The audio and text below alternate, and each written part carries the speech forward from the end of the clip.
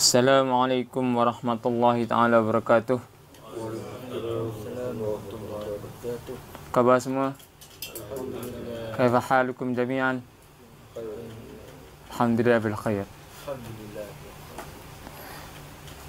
Okay, sahabat-sahabat sekalian, insya-Allah pada pagi ini seperti mana biasa kita akan berkongsi muhasabah dan juga saling ingat memperingati, kerana firman Allah SWT, wa dzakir fa inna dzikra tanfa'ul mu'minin, dan berilah peringatan kerana peringatan itu amat bermanfaat kepada orang-orang yang beriman kepada Allah Subhanahu wa taala. Okay, kita akan sambung lagi insya-Allah pada tentang taubat. Jadi berbalik kepada taubat,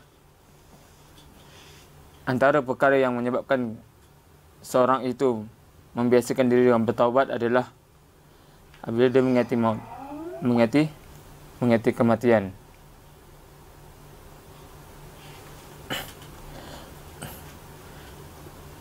Dan juga kerana kematian adalah pemutus kepada segala kelazatan nafsu syahwat dan juga kelazatan kepada sifat angan-angan tinggi terhadap dunia ini. Dan yang kedua adalah membaca Al-Quran dan mentadabburinya, sebenarnya yang telah kita bincangkan sedikit. Dan yang ketiga adalah meyakini dan mengimani tentang Allah Subhanahu Wa Taala, sifat-sifat Allah, yang mana Allah Subhanahu Wa Taala mempunyai banyak sifat yang disebut adalah 99 sifat Allah. Tapi di sana ada banyak lagi sifat-sifat Allah yang mana Allah Ta'ala letakkan, sembunyikan di dalam kitabnya, yang Allah Ta'ala letak dalam ilmu khazanahnya, ataupun Allah SWT berikan kepada hamba-hambanya yang terpilih. Jadi apabila kita beriman dengan Allah SWT dengan sebenar-benar iman, kita meyakini bahawa Allah SWT maha melihat, Allah SWT maha mendengar, Allah SWT maha mengetahui.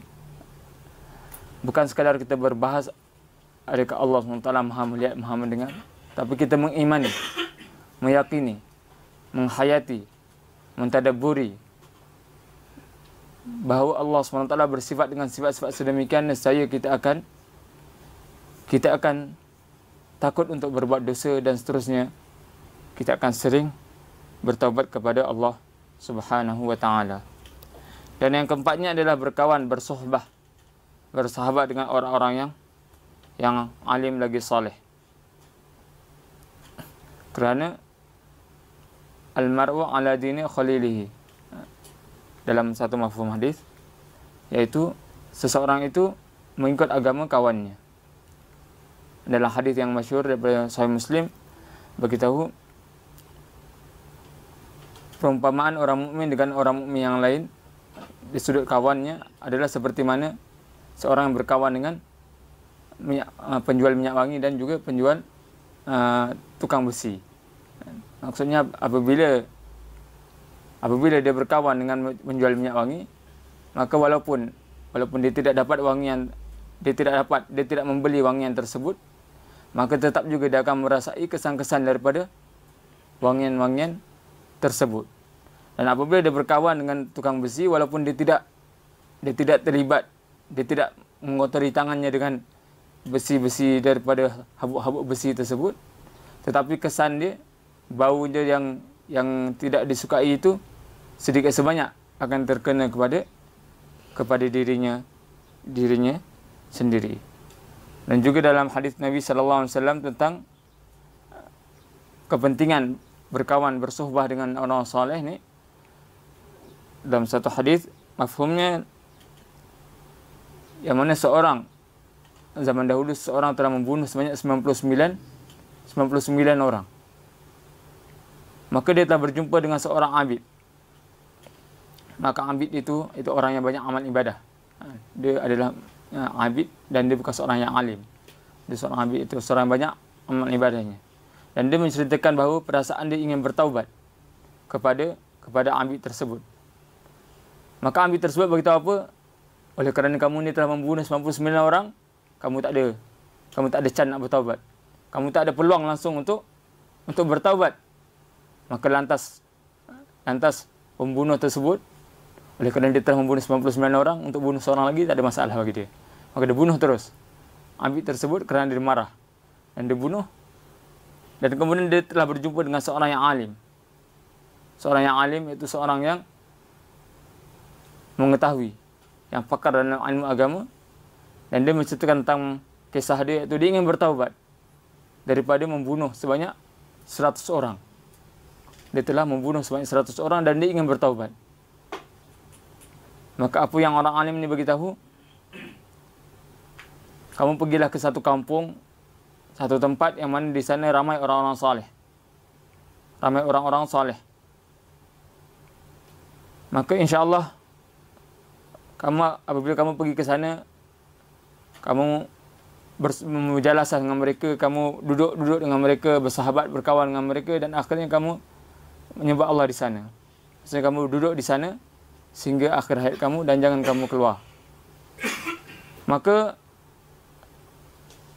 pembunuh tersebut lantas mengikuti nasihat seorang alim tersebut, dan dia pun terus pergi ke kampung yang dimaksudkan.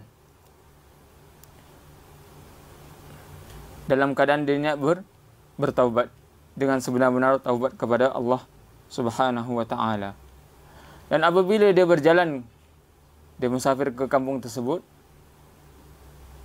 maka dengan takdir Allah dia telah mati di pertengahan jalan. Maka ketika ini datang dua malaikat. Pertama malaikat rahmat, kedua malaikat azab. Malaikat azab ingin membawanya ke neraka Allah kerana dia ni seorang pembunuh. Dan dia belum bertaubat lagi, baru ingin bertaubat. Dan juga malaikat rahmat kata, dia ni ada niat ingin bertaubat, maka dia layak untuk dapat rahmat Allah Subhanahu wa taala. Maka lantas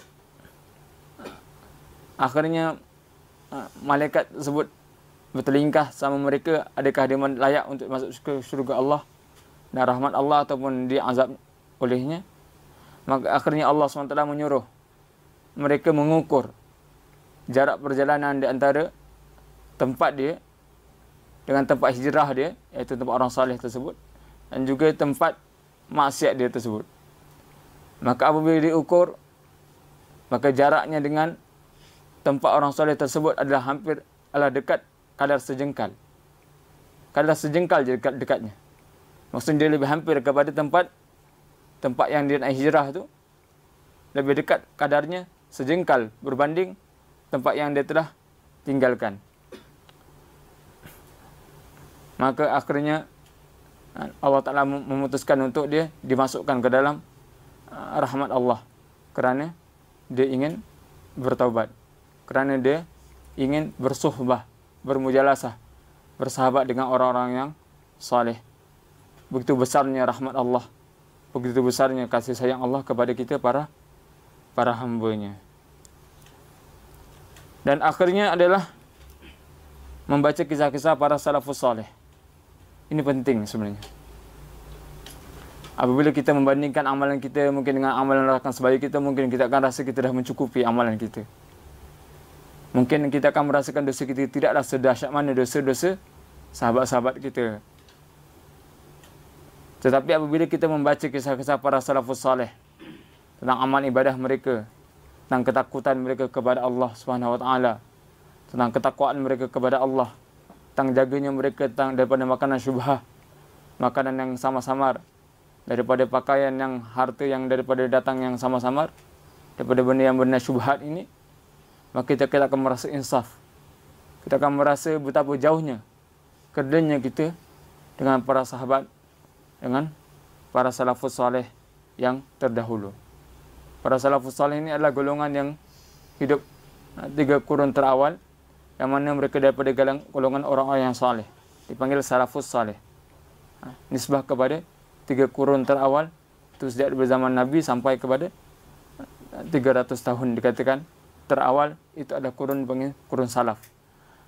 Dan yang diterima adalah kurun salafus salih, iaitu orang-orang yang saleh daripada kalangan salaf.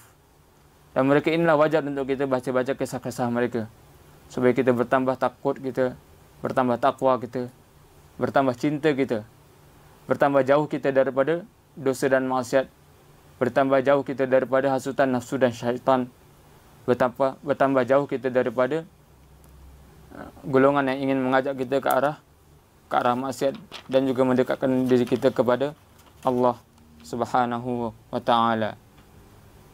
Firman Allah Subhanahu wa taala, innamat taubatu 'ala Allahi lilladzina ya'maluna as-su'a thumma yatubuna min qaribin fa ulaika yatubu Allahu 'alaihim wa kana Allahu 'aliman hakima. Hanya saja orang-orang yang bertaubat itu, hanya saja orang-orang bertaubat kepada Allah itu ialah mereka-mereka yang apabila mereka melakukan perbuatan dosa dan maksiat, perbuatan jahat dan keji, thumma yatubuna min qarib, kemudian mereka bertaubat segera, dengan kadar segera, fa ulaika yatubullahu alaihim, maka Allah akan menerima taubat daripada mereka. Wa kana Allahu aliman hakima, dan Allah itu Maha mengetahui lagi Maha bijaksana.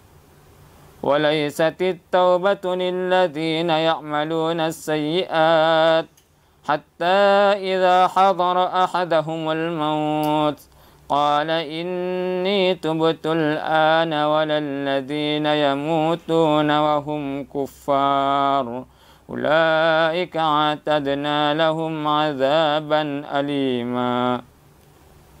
Dan bukanlah orang yang bertaubat itu ialah mereka yang setelah melakukan perbuatan maksiat, perbuatan keji dan mungkar, sehingga apabila datanglah kepada mereka kematian, maka berkatalah dia, inni tubtul an, sungguhnya aku ini bertaubat waktu sekarang, dan tidaklah mereka mati melainkan mereka dalam keadaan kufur kepada Allah Subhanahu wa taala. Ulaika atadna lahum azaban alima, dan mereka itu kami janjikan untuk mereka azab yang pedih. Jadi menunjukkan kepada ayat ini bahawa untuk taubat tidak perlu ditunda-tunda.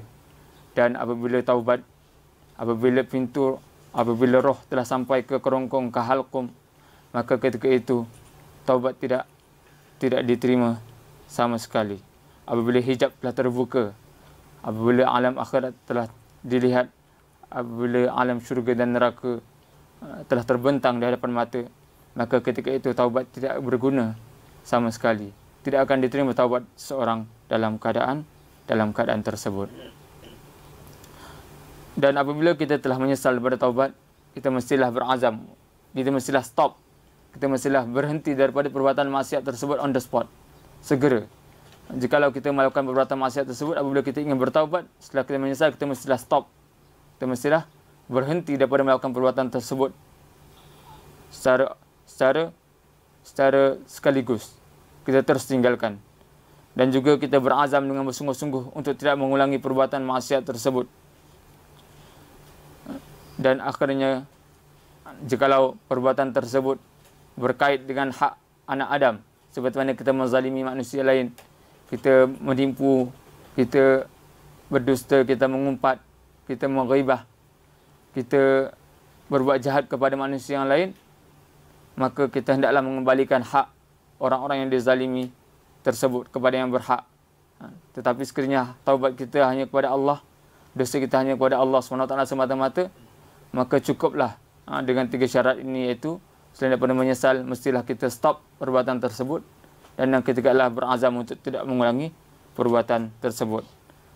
Dan tetapi jikalau hak kita berkait dengan anak Adam, berkait dengan manusia yang lain, maka mestilah kita mengembalikan hak kepada yang berhak.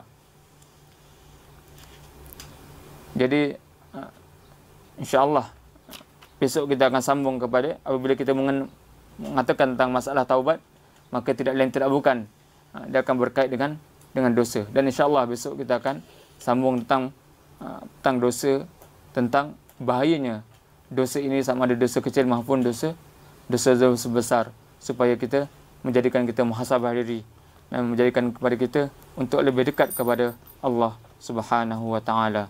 Cukup sekadar ini yang baik itu datang daripada Allah. Yang lemah dan kurang itu datang dari diri saya sendiri. Saya mohon ampun banyak-banyak kepada Allah Subhanahu wa taala atas segala salah silap dan juga kepada para tuan-tuan sekalian. Dan kita tutup dengan tasbih kafarah. Subhanakallahumma wa bihamdika asyhadu an la ilaha illa anta astaghfiruka wa atubu ilaik.